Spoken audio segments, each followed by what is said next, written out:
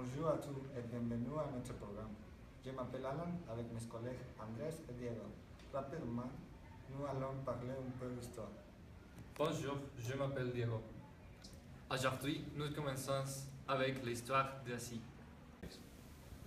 En 1801, la Chine a atteint une population totale de 285 millions.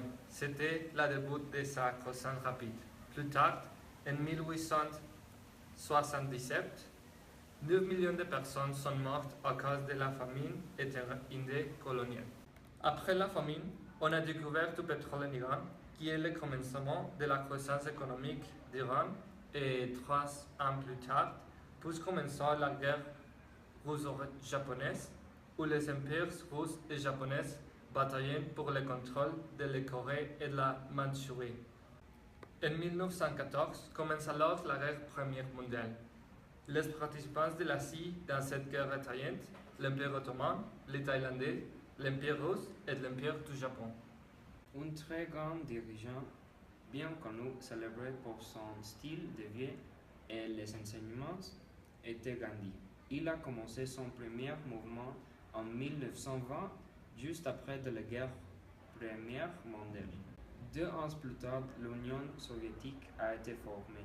En 1924, après de la mort de Lénine, Joseph Staline montait au pouvoir et prend en charge de l'Union soviétique. Et finalement, en 1939, la Deuxième Guerre mondiale a commencé et les participants de l'Asie dans cette guerre étant l'Union soviétique, les Philippines, la Thaïlande, Taïwan, le Japon, la République Chine, la République populaire de Mongolie et Iran. Dans le 19e siècle, 3 pays européens avaient des colonies en Asie: Angleterre, Hollande et Espagne. L'Angleterre avait le contrôle de l'Inde. L'Hollande avait l'Indonésie et l'Espagne, avec le contrôle de l'archipel des Philippines. Les colonies ont été utilisées pour le commerce en Europe et pour la collection de taxes.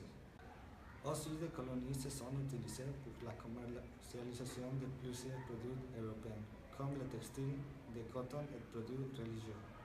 La Chine et le Japon ont travaillé dans un système agricole très fin pour le monde. La Chine avait un équilibre entre les budgets des paysans et les puissants États monarchiques. Le Japon avait l'autorité de la famille royale. Il y avait un équilibre avec les puissants des daimyos et les puissants des féodaux japonais pour diriger l'agriculture. Les activités dans les villes et seigneurs féodales ont enrichi aux daimyos. L'intégration étrangère a aidé l'économie à se développer. L'Occident a recours à la contrebande parce que la Chine a fermé ses frontières. Des Arabes faisant partie du contrôle de le pétrole, ils ont été exploités par les États-Unis parce qu'ils contrôlaient les raffineries de pétrole avec monopole. L'électricité dans le 19e siècle est utilisée pour les télégraphes et des dispositifs de signalisation. Aussi, l'électricité a travaillé pour la construction de tramways. Après la Première Guerre mondiale, l'électricité a été appliquée dans plusieurs dispositifs d'usage unique.